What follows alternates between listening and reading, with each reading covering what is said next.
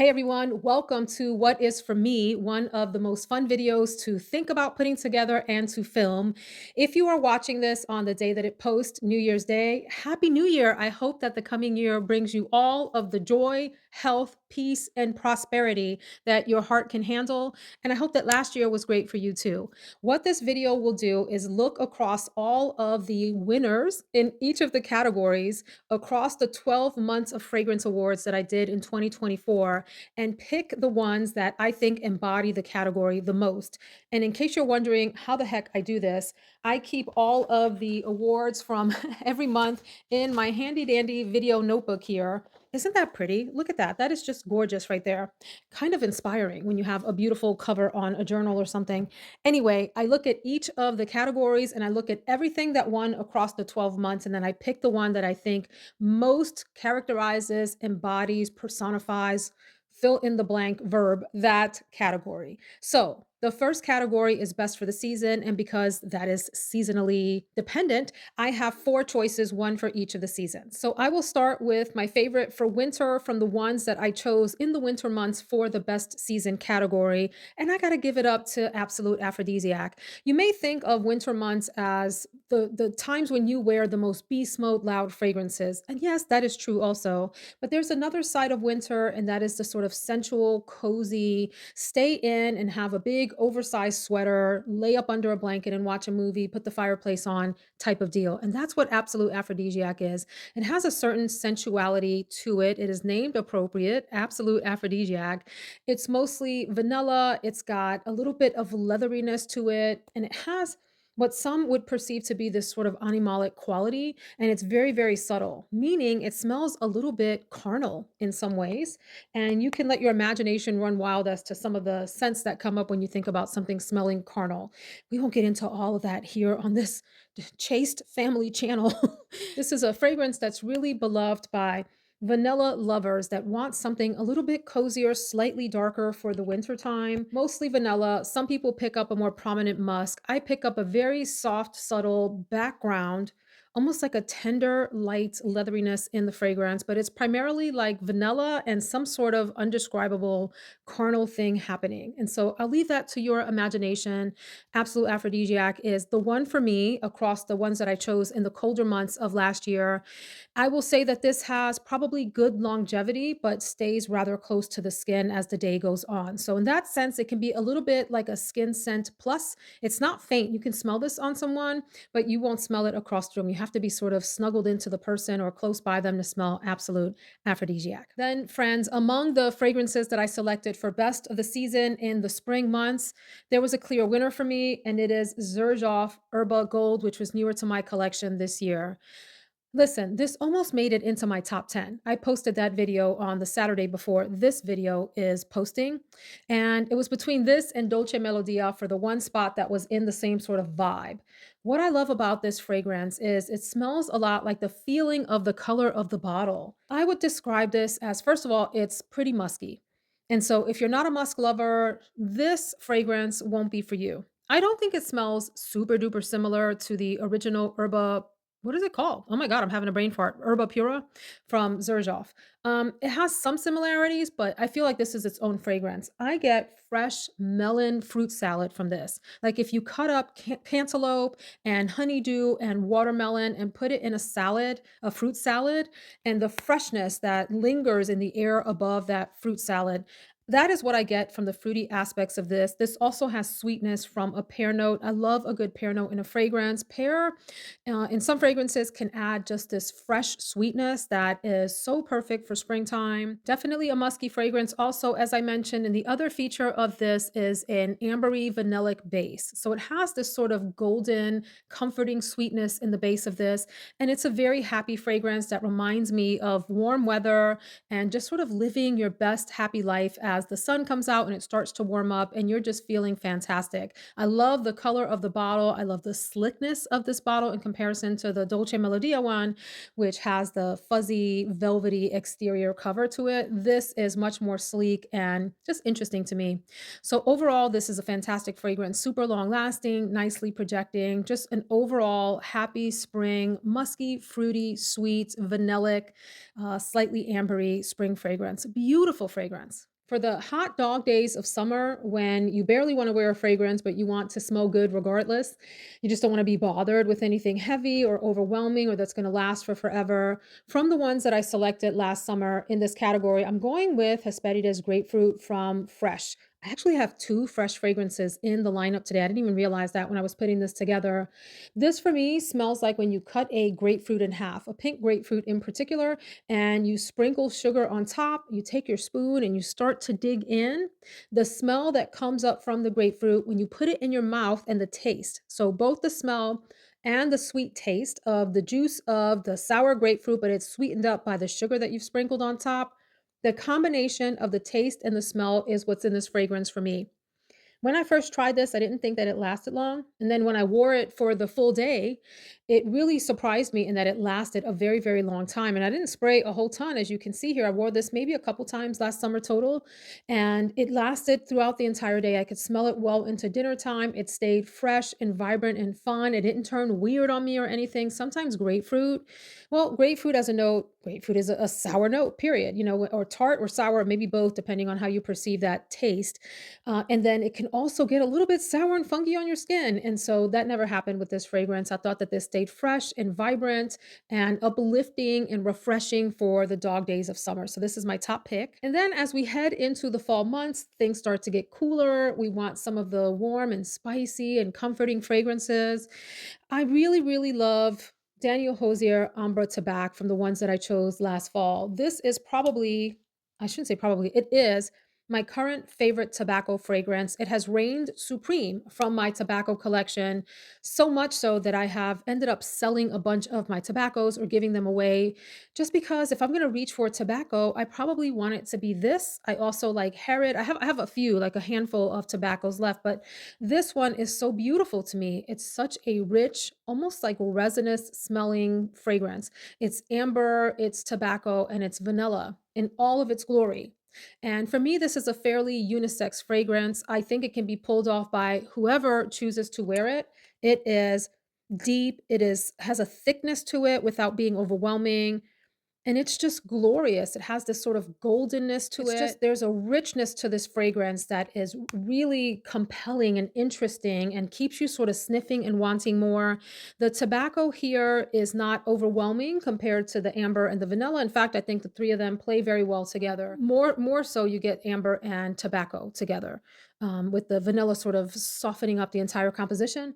When I think of tobacco smells, there are dry tobaccos, there are wet tobacco scents, there are earthy tobacco scents. And I love that this smells like a wet, luscious tobacco. And I just adore this. This is one of the most glorious, sophisticated tobacco fragrances I have ever smelled. Perfect for when the weather starts to get cool and you start to put on your jacket and you want something cozy, but you want it to stand out. You want it to be warm and projecting. You want something strong. You want it to have fall vibes. Fantastic. When I think of the fragrances that I chose for the best everyday category across the 12 months, I reached for 173 Candy as the one that epitomizes best everyday the most.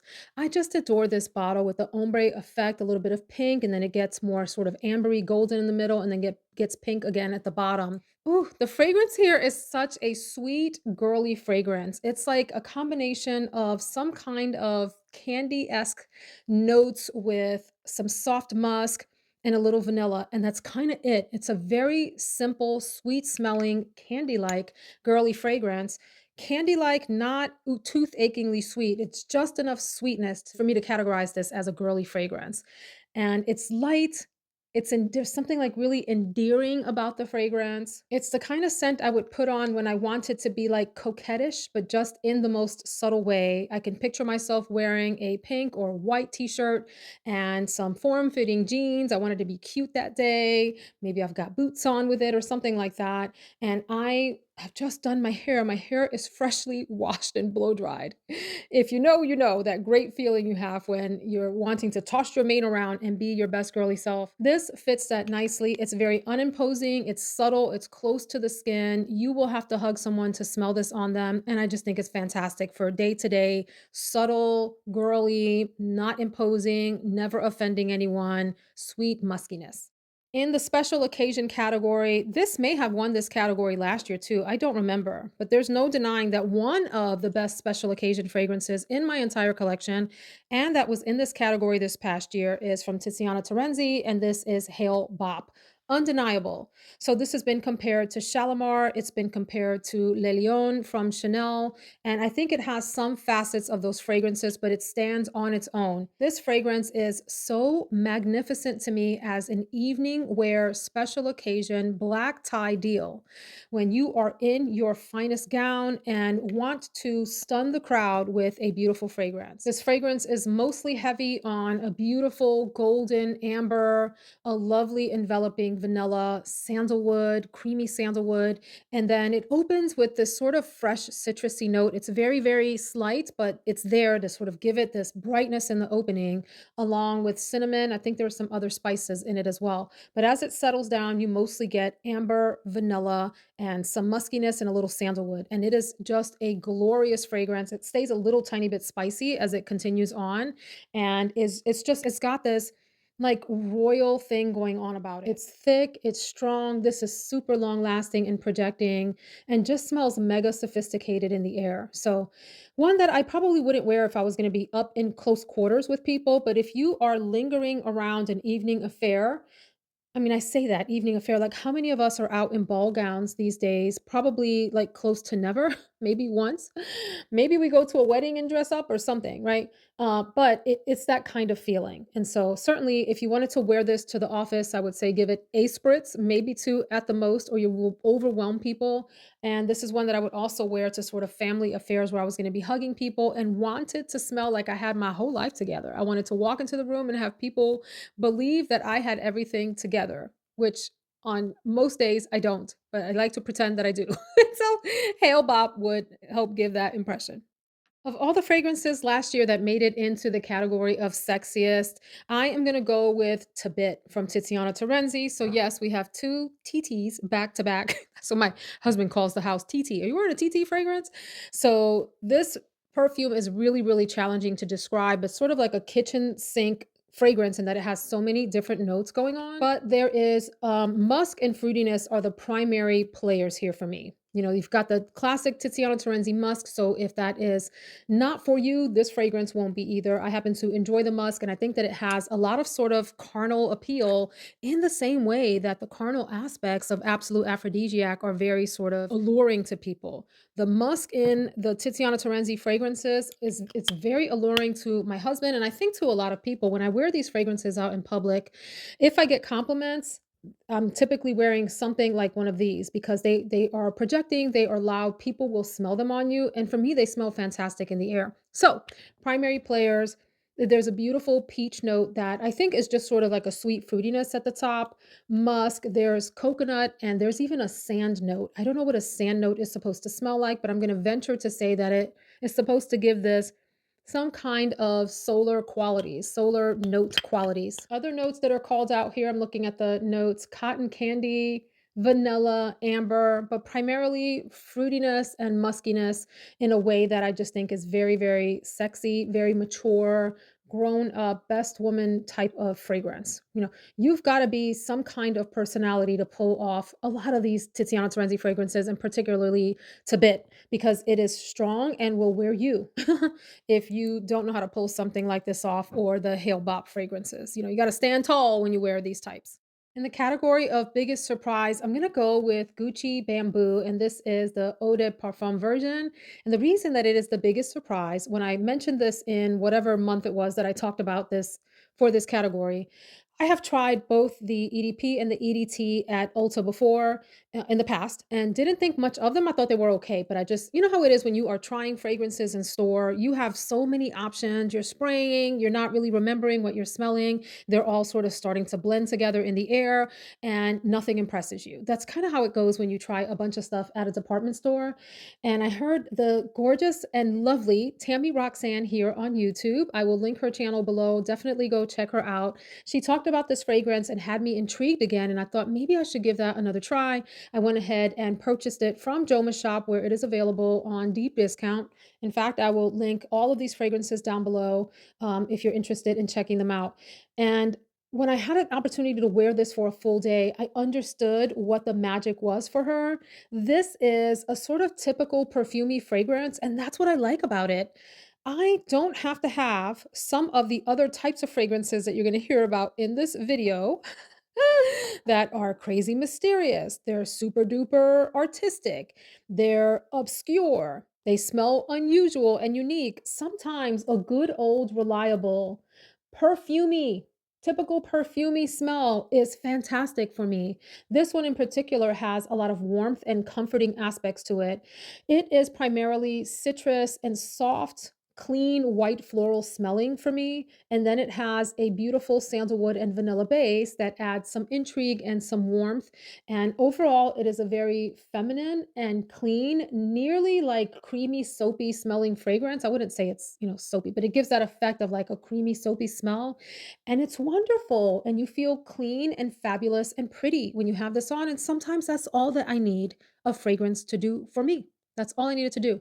And so in that sense, this is one of those classic beauties that you can't go wrong with. And so I'm glad that Tammy turned me back on, or put me back on rather. I always say turned me on. That sounds really creepy and weird. Put me on is the expression. Put me on to Gucci Bamboo, the parfum version, not the toilette version. Lovely. Fantastic. So in the category of best bottle, when I look across the ones from last year, I gotta give it up to House of Sillage. They just do some of the most beautiful bottles. And in particular, I was highly impressed with Wednesday.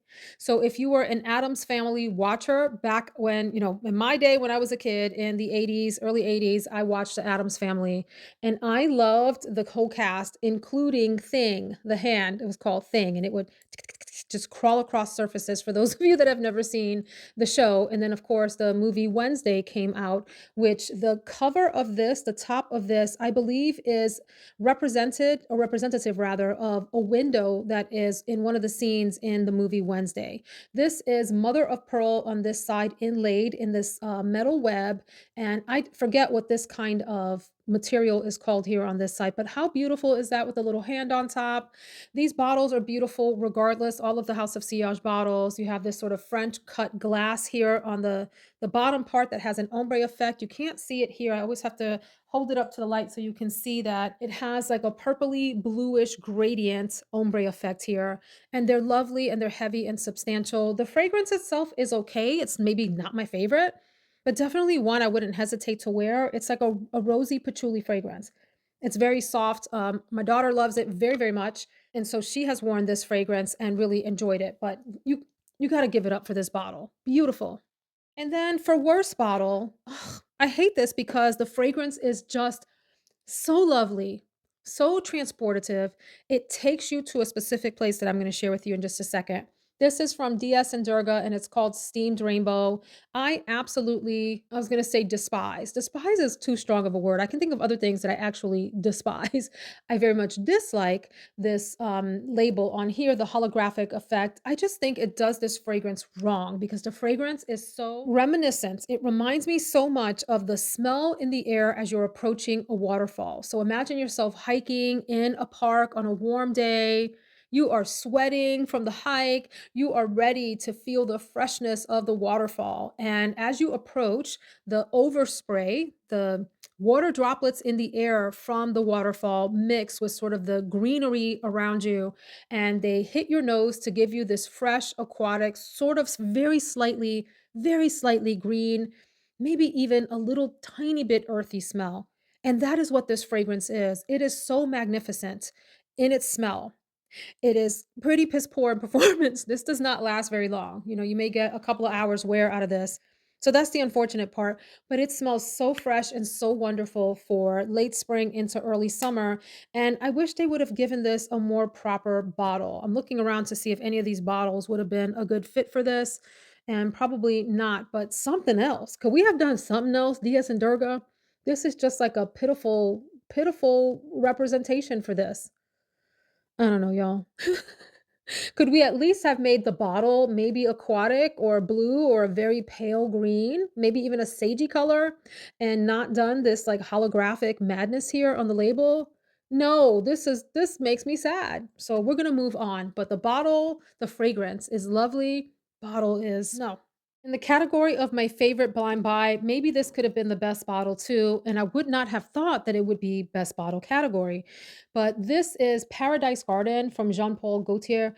Let me tell you, the purchases from this house recently for me have been wins. All the ones that have this little kind of bottle shape, I really, really enjoy. I purchased Divine, the intense version, and I also got a travel spray of the regular, and they're both really lovely. I have the original Labelle and Labelle Le Parfum. I love those. And this, I didn't think I was gonna like. I purchased this on a whim just to see because I was nosy and wanted to see what did this thing smell like. And I really, really enjoy this. It's a unique and refreshing smell that I don't have anything else that smells like it in what is a pretty large collection at this point. And that's saying a lot that it's unique. So, whereas Gucci Bamboo EDP is predictable in a really lovely, comforting way, this was totally unpredictable and surprising, but it is it's the best blind buy. Maybe it should have been the biggest surprise too. Anyway, this was released last year as La Fleur Terrible, and I wasn't interested in it then, mostly because it has this sort of crochet sticker of the flowers on top. You know, there's layers of these fabric pieces or whatever, and I thought that it was lackluster in comparison to the beautiful sort of metal surround of La Belle and La Belle Le Parfum. And so, anyway, I ended up picking this up. The bottle color is gorgeous and gives you a sense of the sort of light, airy freshness of this fragrance. This is fresh and unique, and it has this coolness to it and this aquatic nature that is very intriguing for me. It's classified as an amber floral. I might just describe this as a floral aquatic fragrance for me. Key notes: blue water lily, iris, and vanilla are the only notes called out.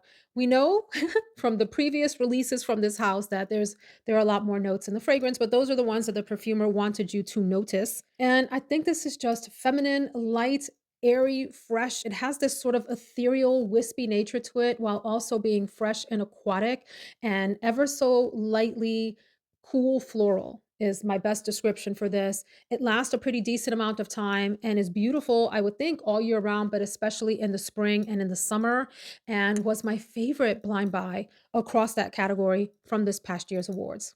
In the category of not a safe blind buy, because I think a number of folks probably would not understand this fragrance. And so I would say this is for those of you that are maybe a little bit more daring or you've tried a lot of fragrances and have an appreciation for this type. This is from Widian and it's called LIWA, one of my favorites from the house. I went down the Widian rabbit hole this past year and collected something outrageous, like 10 to 12 of these beautiful bottles. I love the color on these, the construction. It's a very weighty, hefty bottle. This fragrance has been compared to Oud for Greatness. It's been compared to Baccarat Rouge 540 or like a combination of both. It even has a little bit of side effect type of deal going on. It is a deep winter mysterious fragrance. There's woodiness. There's definitely like a soft oudy facet, but very, very soft and in the distance. I pick up mostly woodiness and saffron and warmth and elegance and beauty from this fragrance. And I would even say there are probably some florals in here somewhere. I won't bother reading you the notes because I don't pick up what the notes would lead me to believe I should be picking up. This is woody and it's warm. It has this sort of, like I said, it's almost like a delicate sweetness from something that is in the floral family. The primary player in here is for me, a beautiful saffron note, bolstered by woody aspects. It is mysterious, it is charming, it is really sophisticated and alluring, particularly in colder weather. And I love this. Lovely longevity. So the Widian fragrances last a very long time. They are not necessarily the most like widely projecting. I don't know why that is. The ones that I have are all extrait de parfums. And I find that with extracts that they, yes, they have higher oil concentration, but they typically sit somewhat closer to the skin than other concentrations of perfumes that maybe have other chemicals in them that allow them to float farther in the air. And I don't care. This is long lasting and it's beautiful, and you can be within someone's scent bubble to smell the beauty that this is. And then in the category of the most overhyped fragrance, it's actually the one that I talked about in the December Fragrance Awards that posted right before this video yesterday. In fact, it is Kayali's Velvet Santal. This was released along with Silk Santal. There is nothing wrong with Velvet Santal. In fact, it's probably a really nice fragrance for someone. It's sandalwood and it's tea, and I think it has jasmine. And it was just okay for me. I felt like it leaned a little bit masculine. I felt the same way about Silk Santal, that it was just okay, and in fact, there was something in Silk Santal that really didn't agree with me, and I couldn't quite put my finger on it. I ended up selling that to a friend who loves it, and I know a lot of people love both Silk Santal, they love Velvet Santal, they love the whole idea of the wedding collection being released together, and I just couldn't get down with it. Neither one worked out for me. I wore Velvet Santal twice and actually ended up sending it back. I couldn't do it. I couldn't keep the whole bottle. I couldn't bring myself to sell it. I couldn't bring myself to pass it along. It was just such a huge disappointment for me. And I wish I could tell you why. There was just something about it that fell flat. It was a little bit masculine. I felt uncomfortable in it, like it just wasn't a me fragrance. And so, anyway, I didn't understand the big appeal behind these two. I'm sorry. They just were not for me. In the category of hidden gem, gosh, I have loved this fragrance for so long, for decades at this point. I've worn this fragrance since my 30s, and I'm turning 50, y'all, in a couple of weeks. Will you celebrate with me? Will you come to my online birthday party? I'm turning 50 and we can celebrate together. But anyway, the hidden gem is from Origins and it's ginger essence. And I just adore this. This is, I think, my third or fourth bottle of this. I have a full size backup so that when this is done, because this is, I think, the 1.7 ounce, I have a full 3 point whatever ounce bottle waiting for me because I just can't be without this. It was discontinued at one point and it made me so sad. And then it came back and rejoice. I'm delighted again that it is available, and it is aptly named Ginger Essence. Oh my gosh, the bright, vibrant, happy, sort of juicy citrus nature of this without being sharp, without being tart. It has a little sweetness to it. There's lemon, there's lime, and there's a lot of ginger.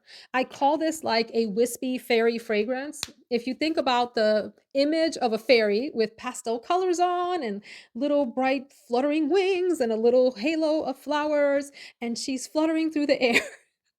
She's fluttering through the air. She's light, she's wispy. There's something ethereal about the pastel colors on her and everything. That's a lot of what this fragrance gives you as a feeling. It's such a fresh and happy feeling, super duper delightful, and it has just the right amount of sweetness so that you can actually enjoy those citrus notes without being overwhelmed by, the tartness and the sharpness that citrus can add to fragrances sometimes. This is just so perfect. The only thing maybe not perfect about it is that it kind of fades fairly quickly. You may get a half a day's wear out of this. I don't mind that. I understand that about the fragrance and I don't care because I think the fragrance is worth it for me, particularly on the warmest of days when you want to smell fresh and inviting and like super duper light on your feet. This does it for you. Now, Origins does sell a ginger body souffle that is lovely to layer under this. And I don't know if they still sell, I think they do because I feel like I looked it up a few months ago and it's still there, like a scrub. I think it's a sugar scrub that has the same kind of smell. So you can maybe layer all of those if you want to get a little bit more longevity. But it is one of my longest lasting and most amazing fragrances that has wonderful memories for me and just makes me feel great every time I put it on. And then in the category of hunting down is the second fresh fragrance, and this is my second bottle of this. I think this too at one point got discontinued and was brought back. This is called Cannabis Santal. Don't be intimidated by the fact that cannabis is in the title because I don't really feel like this smells like pot at all, like not at all. This is primarily a really soft, elegant, perfumey patchouli. There is, I believe, rose in the fragrance and something that is in the like dark chocolate direction. I used to joke around that this fragrance reminded me of like a superhero smell, Catwoman in her leather suit, and she's on like a really fast motorcycle. chasing bad guys through mountains and going around corners, and she's just doing the thing. She's wearing something mysterious like this. This is a really interesting and different fragrance. I would definitely advise you to sample this first. I feel like there's some other note. Hang on a second. Let me figure out what that is. Well, this says vetiver, vanilla, and musk, but I can't tell you that I smell much of that. For me, it is a really soft, perfumey patchouli. It's like patchouli stripped back from how it maybe usually shows up in fragrances. Like the patchouli in the House of Sillage Wednesday is patchouliing. Okay, this is, a very noticeable patchouli in here. Here it is softer, and it's like the edges of it have been filed down and rounded off, and it's just delightful. You do get a little bit of floral and a little bit of the chocolate nuance, and it's fantastic. Another one that isn't very long lasting, 3, 4 hours maybe, and you have to reapply, but a really sort of power fragrance because of the unusual smell that it is. And then the fragrance that I'm gonna put in the low category for the whole year. I usually will do 1 to 3 fragrances in this category if I have them for the month. I mean, sometimes I have a winning month and don't have any low fragrances, but the one that stands out to me the most and most deserving of the low category is unfortunately Blue Heart from Thameen. I ended up selling it off. I tried that fragrance. Okay, I had a decant. I think I had 2 decants, and I enjoyed them. I thought they smelled great, saffron and coconut and something just alluring. It reminded me a lot of the samples anyway of Fan Your Flames from Nishane, or maybe even Fan Your Flames X, which is even better than the regular Fan Your Flames. But when I got the full bottle, it was horrid. This smelled chemical and messy on me. I remember spraying it on and just feeling the word screechy came to mind, which, as I mentioned before, I don't really like to use that fragrance to describe fragrances because, like, what does it mean for something to smell screechy? But it just did. It was harsh, chemically. It was headache inducing. I couldn't get rid of this fast enough. So I'm glad that it's gone, and I hope whoever has it is loving it and that it smells fabulous on them. But it did not agree with me at all. And then I have one fragrance that I'd like to talk about for the middle category, and it's because I'm still, like, getting to understand this fragrance, and I mostly think that I like it quite a lot. And then there's a part of me that's like, "But what do you really think about this?" Whoo! This is Caspian Cherry from Electimus. See, I just sprayed it on the strip. I haven't brought the strip up to my nose, and it smells really fantastic in the air.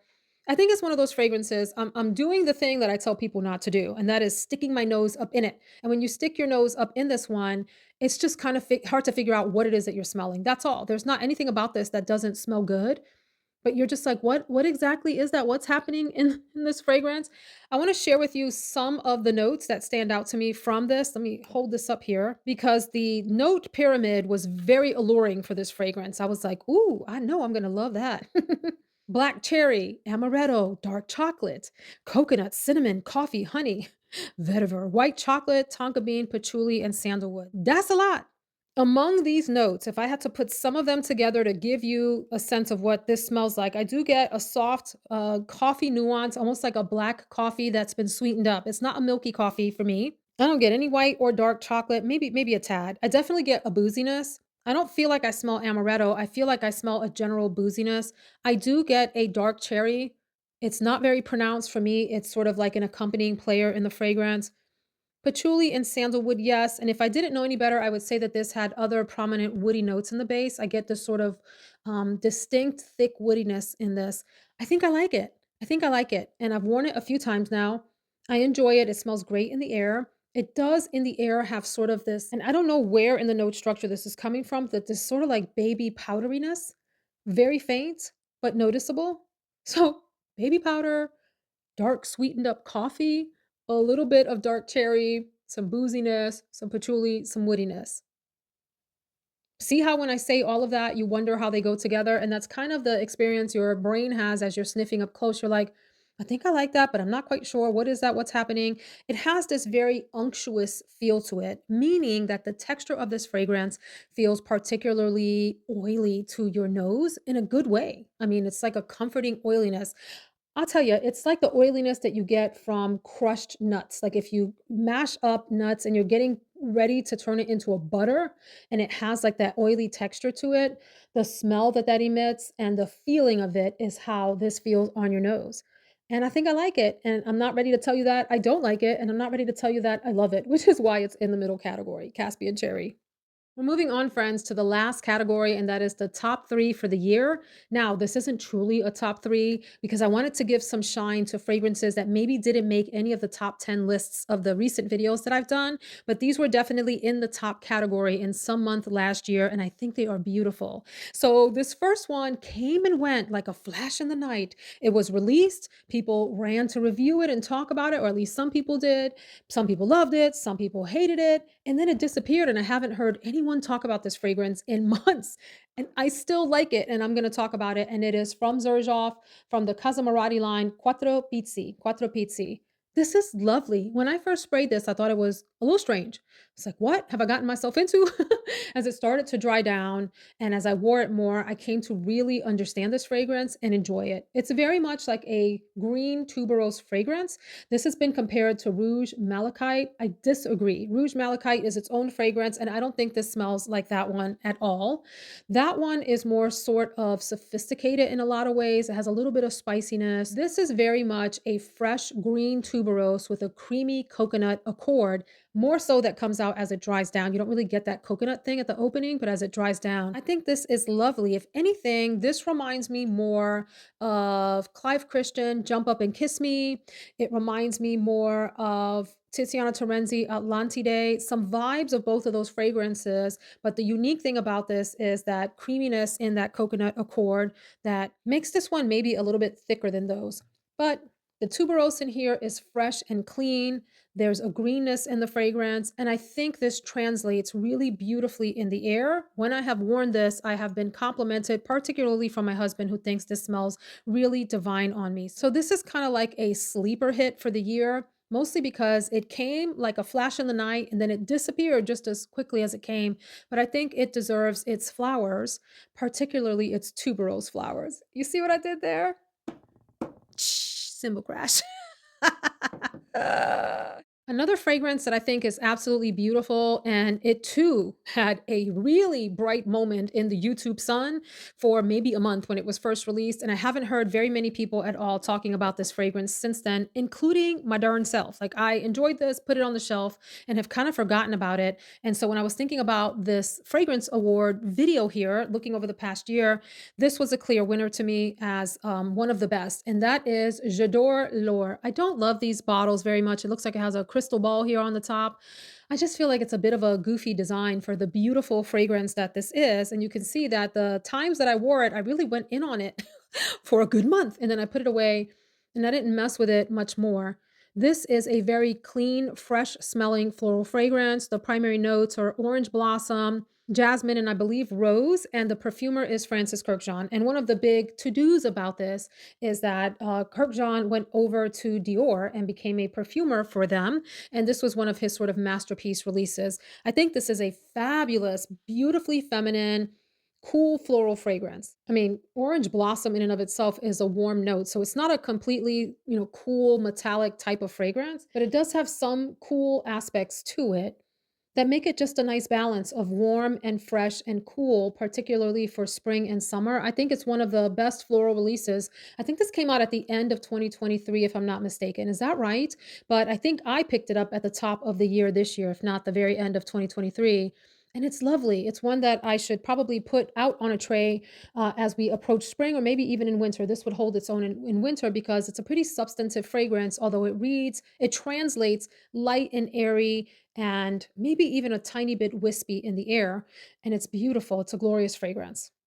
And I will end this video with an unusual suspect for this category, but this fragrance deserves some shine.